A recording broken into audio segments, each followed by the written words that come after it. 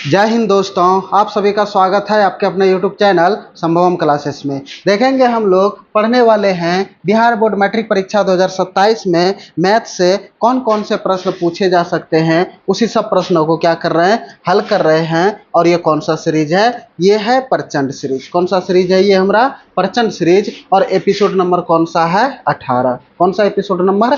18। जो तक अभी तक एपिसोड नंबर 17 तक नहीं देखे हैं, प्ले लिस्ट में उपलब्ध है, जाकर के देख लीजिए। बहुत ही महत्वपूर्ण सब प्रश्न रहते हैं जो कि एग्जाम की दृष्टि से पूछे जा सकने वाले प्रश्न होता है। ठीक है, तो देखते हैं। जो अभी हमारे चैनल को सब्सक्राइब नहीं किए हैं, चैनल को सब्सक्राइब जरूर कर दीजिए और वीडियो को दोस्तों में शेयर जरूर कर दीजिए। ठीक है, तो देखते हैं एपिसोड नंबर 18 का क्वेश्चन नंबर पहला क्या कहता है।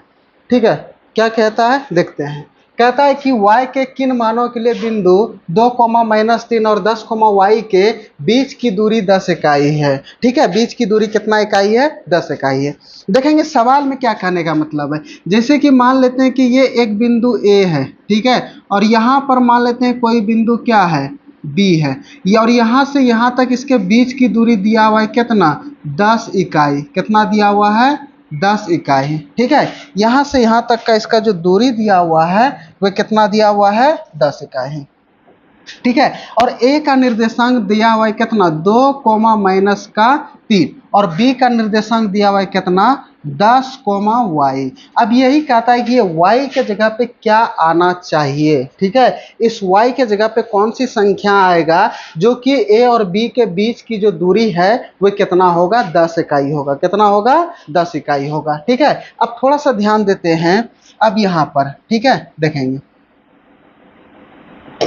अच्छा, बीच की दूरी है तो दूरी बराबर सूत्र प्रयोग कर सकते हैं। इसको हम लोग x1 मान सकते हैं, इसे y1, और इसे x2, और इसे क्या मान सकते हैं? y2 मान सकते हैं ना। दूरी किसके बीच की दूरी निकालना है? a b का।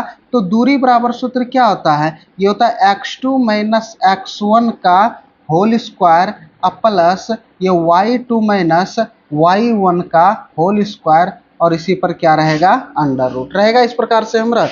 ठीक है, देखेंगे। अब ए बी के जगह पे हम कितना रख सकते हैं? 10, क्योंकि ए बी का जो दूरी है वो 10 इकाई है।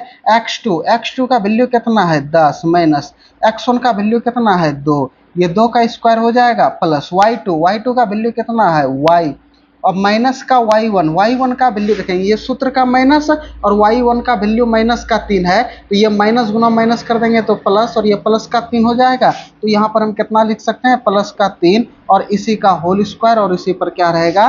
अंडर रूट रहेगा हमारा। अब थोड़ा सा यहाँ पे ध्यान दीजिएगा कि क्या कंडीशन होता है। अब ये रूट है, ठीक है, ये जो रूट है बराबर किस पर में आएगा? तो किस में बन जाएगा? स्क्वायर में बनेगा हमारा। और इधर क्या बचेगा? 10 में 2 चल जाएगा कितना? ये 8 का स्क्वायर प्लस ये y प्लस कितना बच जाएगा? y +3 का क्या बच जाएगा? Whole square. ठीक है, अब इसको आगे हम कैलकुलेशन कर सकते हैं। यहाँ पे देखेंगे, यहाँ पर कैलकुलेशन कर देते हैं। अब देखेंगे ये जो 10 है, 10 का स्क्वायर करेंगे 10 धान की कितना हो जाएगा? 100 बराबर। ये 8 का स्क्वायर करेंगे तो कितना हो जाएगा? 8 8 64। ये प्लस है तो यहाँ पर क्या देंगे? प्लस दे सकते हैं। कोई दिक्कत यहाँ तक में नहीं ना। अब देखते हैं, इसको हम लोग a + b के होल स्क्वायर पे तोड़ सकते हैं। इसको a + b के होल स्क्वायर पे तोड़ सकते हैं। तो a का वैल्यू कितना है? y, तो ये y square a square plus का 2 इंटू a इंटू b के जगह पे कितना दिख रहा है? 3, और ये प्लस का कितने का स्क्वायर? ये 3 का स्क्वायर। अब देखेंगे ये 100 प्लस में है, बराबर के उस पर ले जाते हैं तो नहीं, तो देखेंगे यहाँ पे ये 64 प्लस में इधर आएगा तो किस में बन जाएगा? माइनस में। उधर भी लेकर के जाएंगे तो कोई दिक्कत नहीं है। ये y का स्क्वायर करेंगे तो y स्क्वायर 2 तिया 6 प्लस का कितना? 6y, और प्लस का 3 तिया 9। अब देखेंगे 100 में से 64 चल जाएगा तो कितना बचेगा? 36 बचेगा। इधर हमारा क्या बचेगा? y स्क्वायर प्लस का 6y प्लस का कितना? 9। ये प्लस का 36 है, उधर जाकर के किस में? माइनस का 36, और इधर कुछ नहीं बचा तो क्या बचेगा? 0 बचेगा हमारा। तो यहाँ से हो जाएगा हमारा y स्क्वायर प्लस का 6y प्लस का 9, और ये माइनस का 36। तो देखेंगे अब ये 9 में से 36 चल जाएगा, माइनस का 27 बचेगा। ठीक है, तो इसको इस पर उसको उस पर लिख सकते हैं। तो ये y स्क्वायर प्लस का ये कितना? 6y, और यहाँ पे माइनस का सॉरी यहाँ पर कितना है, ये माइनस का 27 हो जाएगा, ठीक है, होगा कि नहीं।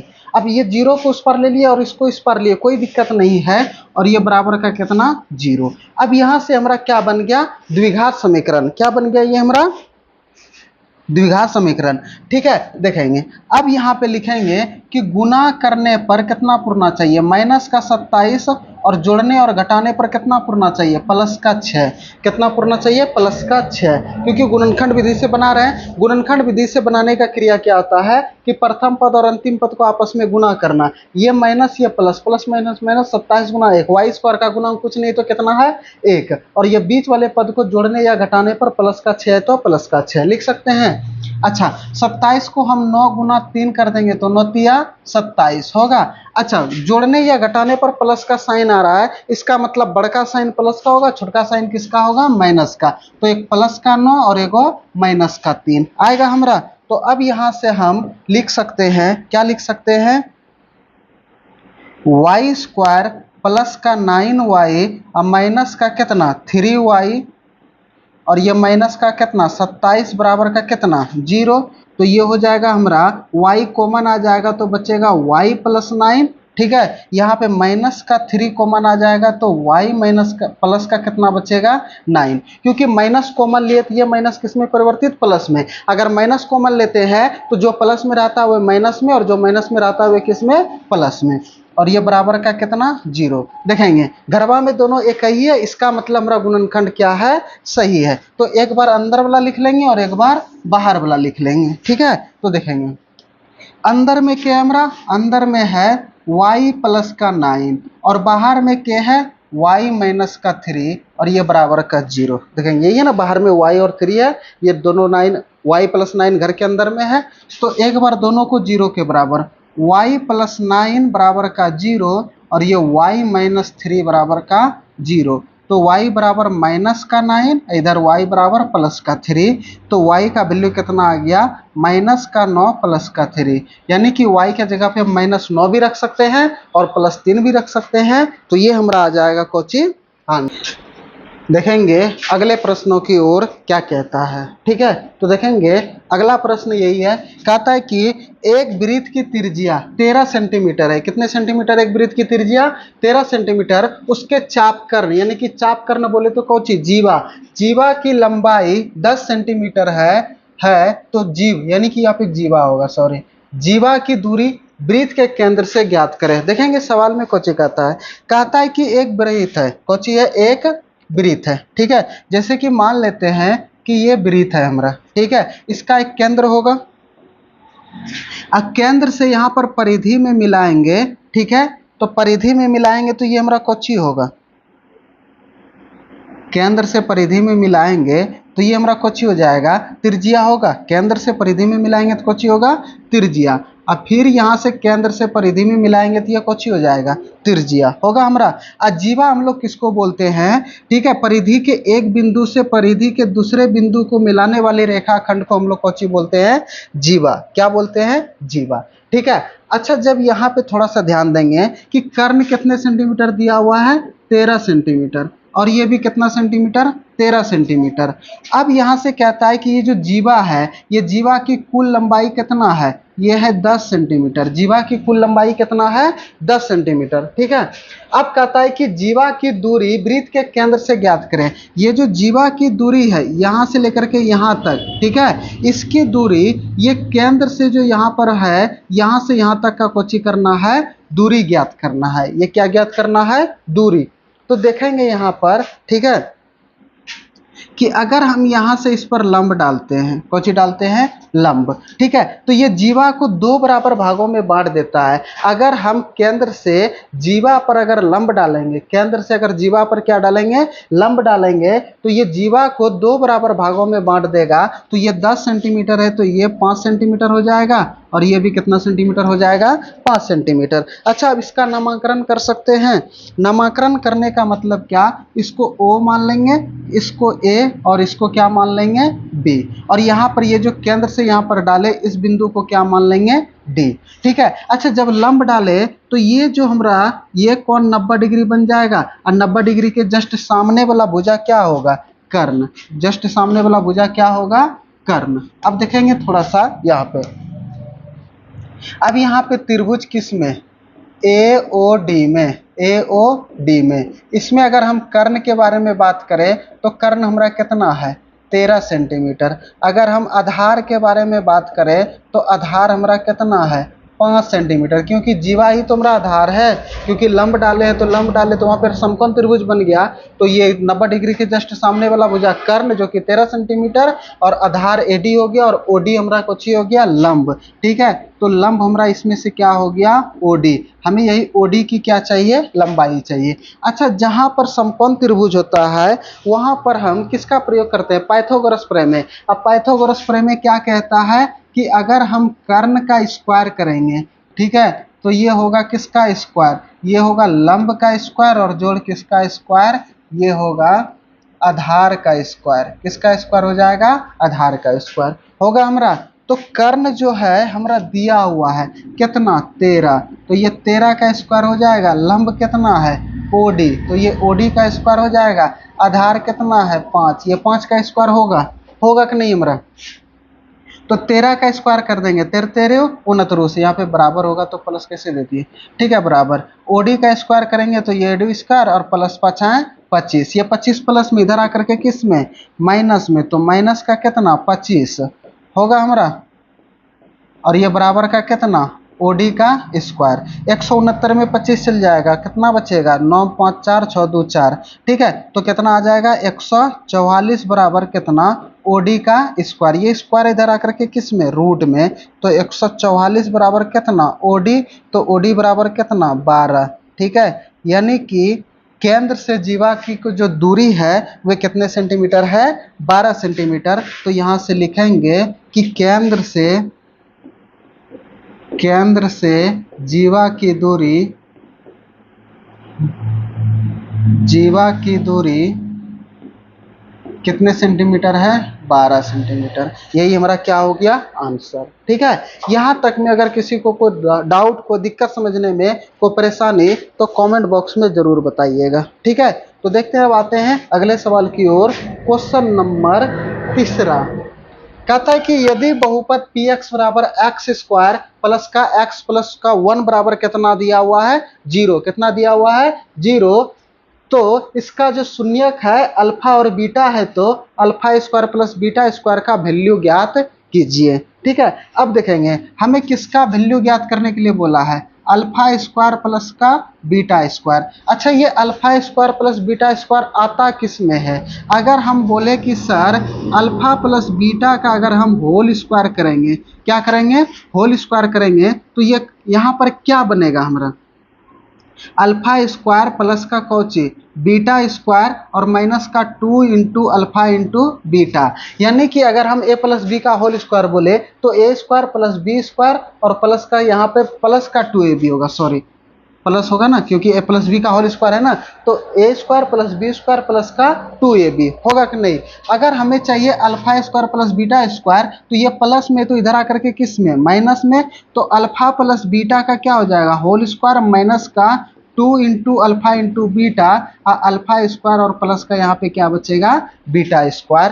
तो अगर हम यहाँ पे अल्फा प्लस बीटा का वैल्यू पता चल जाए, अल्फा इंटू बीटा, यहाँ पर अल्फा प्लस बीटा और अल्फा इंटू बीटा क्या है कि दो शून्यंकों का योगफल और दो शून्यंकों का गुणनफल। अगर हमें अल्फा और बीटा का वैल्यू पता चल जाएगा तो यहाँ से हम कोची कर लेंगे मान रख देंगे, तो हमारा आंसर आ जाएगा। तो देखेंगे सबसे पहली बात है कि हमारा जो बहुपद है, ये जो पी एक्स है वह कितना दिया हुआ है हमारा, ये दिया हुआ एक्स स्क्वायर और प्लस का एक्स प्लस का 1। अच्छा, यहाँ से हम इसका ए बी सी का वैल्यू निकाल सकते हैं। देखेंगे ए का वैल्यू कितना है प्लस का 1, बी का वैल्यू कितना है प्लस का 1 और सी का भी वैल्यू कितना है प्लस का 1, यही है ना, सब में वैल्यू इसका कितना है 1 1 है, ठीक है। तो देखेंगे अगर हम यहाँ पे एक सूत्र हमें लोग को पता होता है कि अल्फा प्लस बीटा बराबर क्या होता है माइनस बी बाय ए, यही होता है ना। अब तो माइनस बी, पी के जगह पे कितना 1 और सी के ए के जगह पे कितना 1, अब बराबर ये कितना आ गया माइनस का 1,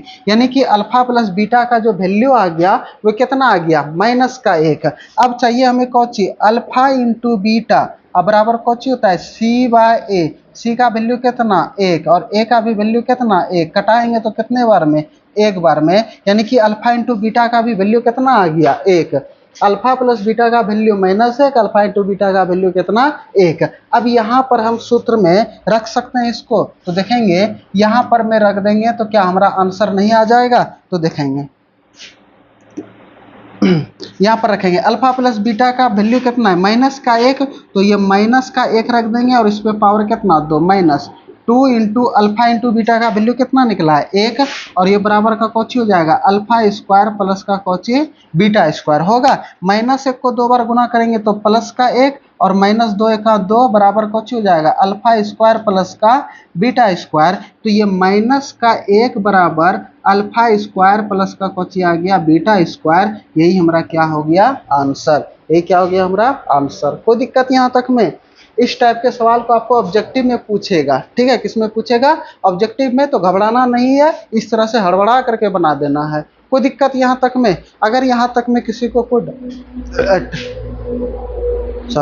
दिक्कत को परेशानी तो बताएंगे, ठीक है। आते हैं अगले सवाल की ओर। क्वेश्चन नंबर कितना 4 कहता है कि दो संख्याओं का मौसो 145 तथा उसका लौसो 2175 है। कितना है 2175। तो उसमें से एक संख्या 725 है, तो दूसरी संख्या क्या है? तो यहाँ पे थोड़ा सा ध्यान देंगे, हमें एक संख्या दिया हुआ है, ठीक है, एक संख्या क्या किया हुआ है दिया हुआ है, कितना 725, कितना दिया हुआ है 725, और हमें लौसो भी दिया हुआ है, लौसो कितना दिया हुआ है 2175, और हमें मौसो भी दिया हुआ है, तो मौसो भी दिया हुआ है तो कितना 145। तो हमें दूसरी संख्या ज्ञात करना है। कुछ करना है कि दूसरी संख्या हमारा कितना होता है वही हमें बताना है, ठीक है। तो दूसरी संख्या बराबर सूत्र होता है क्या कि लौसो गुना मौसो बटे का पहली संख्या।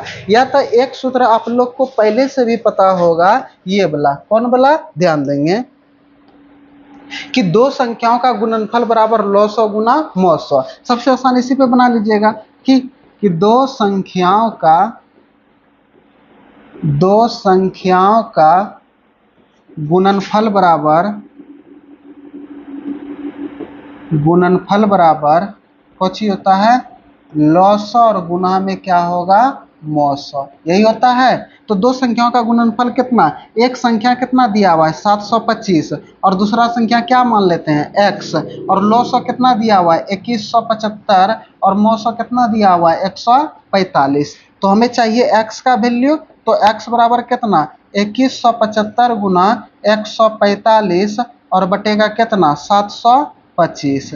अब देखेंगे लास्ट में 5 है, यहाँ भी 5 है, तो 5 से भाग लग सकता है। देखेंगे कटाएंगे इसको इस प्रकार से, 5 का 5, 5 चौके 20, क्योंकि 5 2 22 हो जाएगा, और फिर 5 है 25, और 5 से अगर हम इसको कटा देंगे तो 5 चौके कितना 20, 5 चौके 20, अब 5 दिया 15, 2 और 5 है 25, 435, और 145 कट जाएगा, तो x बराबर कितना 435। यही कुछ हो गया हमारा आंसर, यानी कि दूसरी संख्या हमें पता चल गया कितना कि 435। यहाँ तक समझ के एक घन का संपूर्ण पृष्ठीय क्षेत्रफल 216 सेंटीमीटर स्क्वायर है, तो इसका आयतन ज्ञात करेंगे। देखेंगे एक सबसे पहली बात है कि घन बना लेते हैं, कुछ बना लेते हैं घन, ठीक है, जिसको हम लोग क्यूब बोलते हैं। देखें क्यूब में जो इधर से बच्चा सब जो खेलता है, रंग मिलाता है, लेकिन मिलता किसी का जल्दी से नहीं है, ठीक है। ये हो गया घन। इसका जो घन हो गया, घन का जो क्षेत्रफल दिया हुआ है,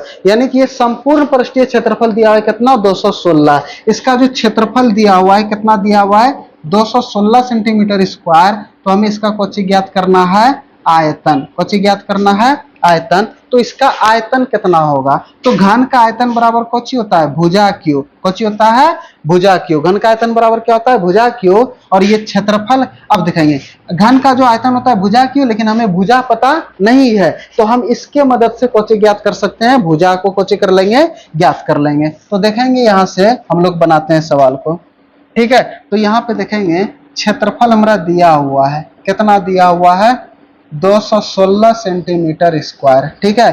तो हम लिखेंगे यहाँ पे क्या कि घन का संपूर्ण पृष्ठीय क्षेत्रफल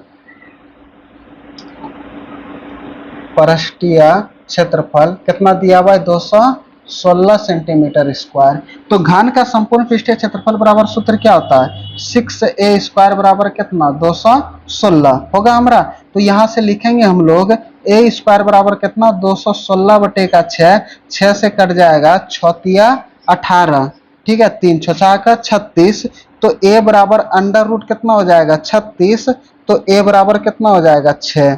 यानी कि भुजा जो हमारा निकल गया वो कितना निकल गया, 6। अब हम घन का आयतन ज्ञात कर सकते हैं। तो यहाँ पे हम लोग घन का आयतन हम लोग कोची कर लेंगे, ज्ञात कर लेंगे। तो घन का जो आयतन बराबर सूत्र होता है, घन का आयतन बराबर सूत्र कुछ होता है, भुजा क्यू, ए का वैल्यू 6 पे पावर 3, यानी कि 6 गुना 6 गुना 6, 6 का 36, 6 के 216 सेंटीमीटर क्यूब इसका कुछ निकल गया आयतन। यही क्या हो गया हमारा इसका आंसर। ठीक है, यहाँ तक में अगर किसी को कोई डाउट को परेशानी तो कमेंट बॉक्स में जरूर बताइएगा। ठीक है, कि आज का एपिसोड किस प्रकार से लगा कमेंट में जरूर बताइएगा। तो आप लोग देखते रहिए, हंसते रहिए, मुस्कुराते रहिए और हमारे वीडियो को ताबड़तोड़ शेयरिंग करते रहिए। फिर मिलते हैं अगले एपिसोड में। आज इतना ही, जय हिंद।